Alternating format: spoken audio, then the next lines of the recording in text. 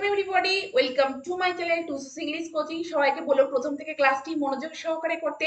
আর আজকে যারা চ্যানেলে প্রথম আছো এবং এখনো অবধি চ্যানেলটিকে যারা সাবস্ক্রাইব করনি তারা অবশ্যই চ্যানেলটিকে সাবস্ক্রাইব করে প্রতিনিয়ত এই ধরনের ইম্পর্টেন্ট এবং ইন্টারেস্টিং ক্লাস করতে থাকো।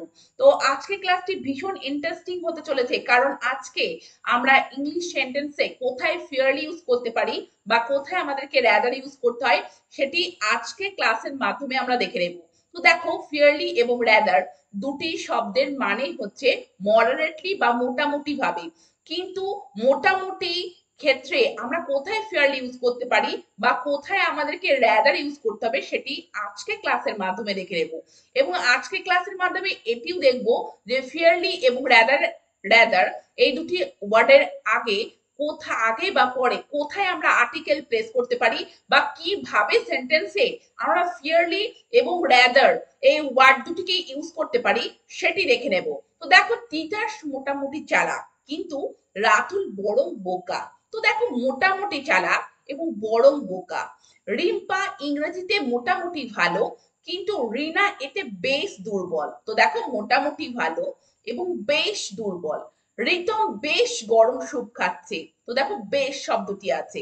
তো কোথায় আমরা ফিয়ারলি এবং র্যাদার ইউজ করে এই ধরনের সেন্টেন্স গুলোকে খুব সুন্দরভাবে সহজে আমরা ট্রান্সলেট করে একে অপরকে বলতে পারবো এবং আমাদের স্পোকেন ইংলিশকে আরো ভালো করতে পারবো সেটি আজকে ক্লাসের মাধ্যমে আমরা দেখে নেব।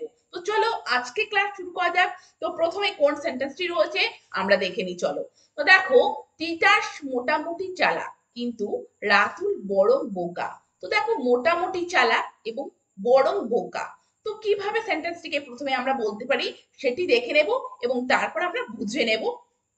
তো দেখো, Titas is fairly clever but Ratul is rather stupid. তো দেখো, ফিয়ারলি ক্লেভার এবং রাদার স্টুপিড, তো দুটির মিনিংই আমি বলেছি যে মডারেটলি মোটামুটি ভাবে। কিন্তু মোটামুটির ক্ষেত্রে আমরা কিন্তু ফিয়ারলি শব্দটিকে ব্যবহার করব এবং বরং শব্দটির ক্ষেত্রে কিন্তু রাদার শব্দটিকে ইউজ করব। এবং এক্ষেত্রে আরো একটি পয়েন্ট তোমাদেরকে বলে রাখি যে দেখো, মোটামুটি দুটির মানে হলেও যেটি গুড কোয়ালিটি সেক্ষেত্রে আমরা কিন্তু ফেয়ারলি ইউজ করব। এবং যেটা ব্যাড কোয়ালিটি সেটির ক্ষেত্রে কিন্তু আমরা কি ব্যবহার করব, আমরা ব্যবহার করব র্যাদার। তো যেটা ফেভারেবল, যেটি ফেভারেবল সেক্ষেত্রে সেই অ্যাডজেক্টিভের আগে আমরা কি ব্যবহার করব, ফেয়ারলি। এবং যেটি আনফেভারেবল সেটির ক্ষেত্রে আমরা কি ব্যবহার করব, র্যাদার। তো দেখো, ক্লেভার এটা গুড কোয়ালিটি, তো সেজন্য ফিয়ারলি ক্লেভার। এবং দেখো, স্টুপিড তো ব্যাড কোয়ালিটি, সেজন্য দেখো রাদার স্টুপিড। তো এইভাবে আমাদেরকে কিন্তু সেন্টেন্সে ফিয়ারলি এবং রাদারকে ব্যবহার করতে হবে। পরের সেন্টেন্সটিকে দেখো, রিম্পা ইংরেজিতে মোটামুটি ভালো কিন্তু রিনা এতে বেশ দুর্বল।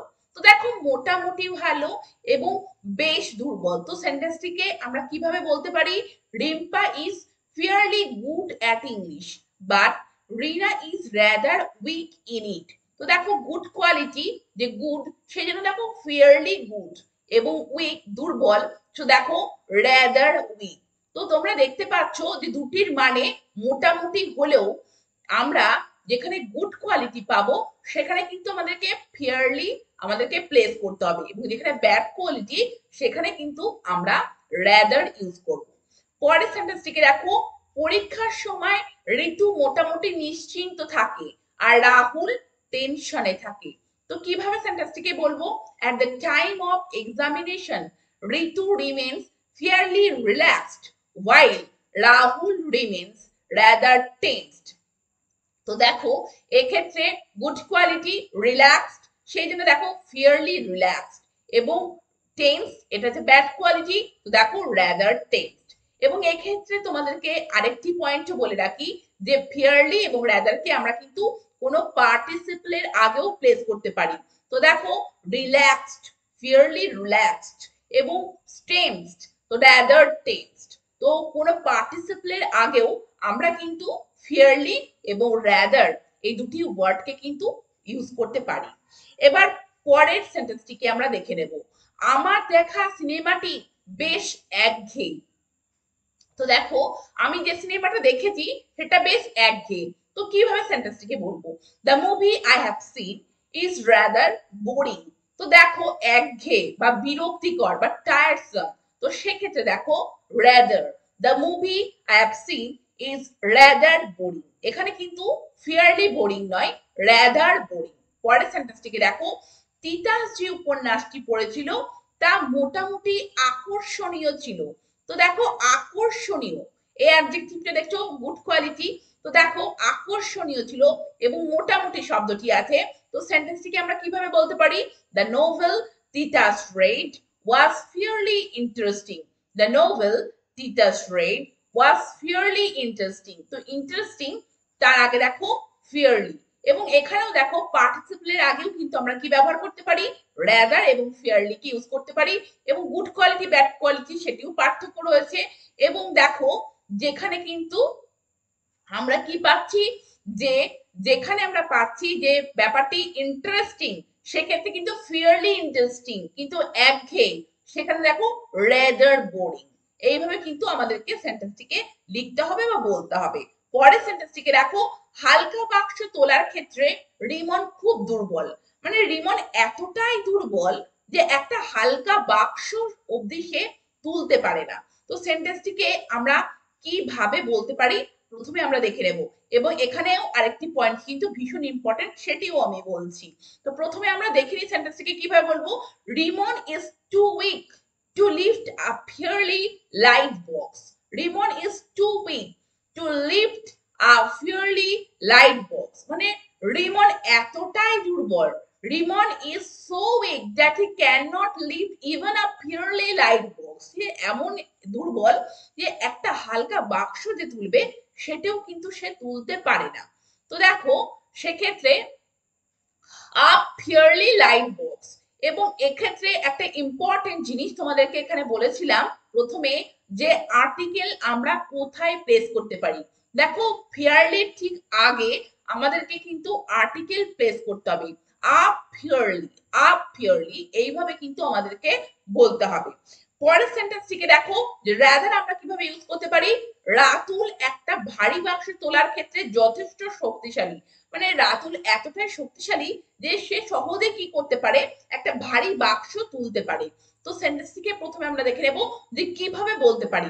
Ratul is strong enough to lift rather a heavy box, rather a heavy box. তো দেখো একটা শক্তি মানে ভারী বাক্স তোলার ক্ষেত্রে যথেষ্ট শক্তিশালী।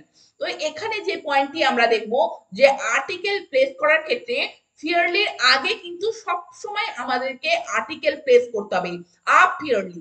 কিন্তু দেখো আমরা আর রাদারও বলতে পারি বা রাদার আ এইভাবেও বলতে পারি। তো আর্টিকেল আমরা রাদারের পরেও বসাতে পারি বা আগেও বসাতে পারি।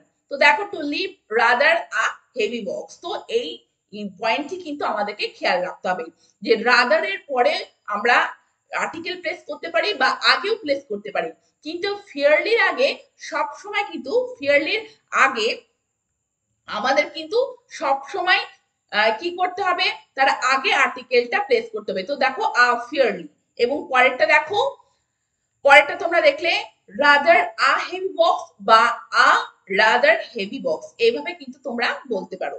পরের সেন্টেন্সটিকে দেখো, পিয়া বেশ গরম স্যুপ খাচ্ছে। তো দেখো বেশ শব্দটি আছে, তো বেশ শব্দটির ক্ষেত্রে আমরা এই ক্ষেত্রে কি ব্যবহার করতে পারি, ফেয়ারলিও ইউজ করতে পারি এবং রাদারও ইউজ করতে পারি। কিন্তু কোন ক্ষেত্রে আমরা ফেয়ারলি ইউজ করব সেটি আগে দেখে নাও। তো প্রথমে সেন্টেন্সটিকে আমরা কিভাবে বলবো দেখো, Piya is having fairly hot soup, Piya is having fairly hot soup. এবং পরের সেন্টেন্সটিও দেখো, তারপরে তোমাদের কাছে আমি ডিফারেন্সটা বলবো যে কোন ক্ষেত্রে আমরা ফেয়ারলি ইউজ করতে পারি। পরের সেন্টেন্সটিকে আমরা দেখো, রিতম বেশ গরম স্যুপ খাচ্ছে। তো দেখো এক্ষেত্রে রিতমও দেখো গরম স্যুপ খাচ্ছে। তো সেন্টেন্সটিকে কিভাবে বলবো, Ritam is having rather hot soup, Ritam is having rather hot soup. তো দুটি ক্ষেত্রেই এই যে বেশ গরম স্যুপ খাচ্ছে, তো সেক্ষেত্রে আমরা বেশ এই ক্ষেত্রে ফিয়ারলি এবং রাদার দুটি ওয়ার্ডকে আমরা ব্যবহার করতে পারি। কিন্তু কোনটির মিনিং কি ক্ষেত্রে আমরা ফিয়ারলি এবং রাদার ইউজ করব, দেখো ফিয়ারলি ইউজ কখন করব, যখন সেটি সাবজেক্টের কাছে প্রিয়। অর্থাৎ পিয়া গরম স্যুপটা খেতে পছন্দ করে, সেই জন্য Piya is having fairly hot soup, কিন্তু রিতমের সেক্ষেত্রে অতটা পছন্দ নয় যে গরম স্যুপটা। সেই জন্য দেখো Ritam is having rather hot soup. তো দেখো যেখানে পছন্দের ব্যাপার আছে সেক্ষেত্রে আমরা কি ব্যবহার করব, ফিয়ারলি। এবং যেখানে অপছন্দ ব্যাপারটা, যে সে খুব একটা পছন্দ করে না, তো সেক্ষেত্রে রেদার শব্দটিকে ইউজ করবো। সেজন্য Piya is having fairly hot soup but Ritam is having rather hot soup. তো এক্ষেত্রে এই ডিফারেন্সটা আমাদের কিন্তু খেয়াল রাখতে হবে।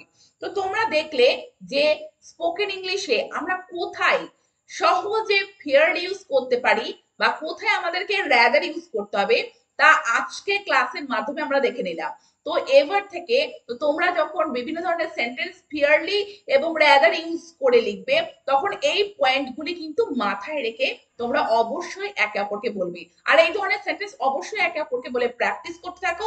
আর চ্যানেলটিকে সাবস্ক্রাইব রেখে প্রতিনিয়ত এই ধরনের ইম্পর্টেন্ট এবং ইন্টারেস্টিং ক্লাস করতে থাকো। Thank you very much. Thank you for watching this video.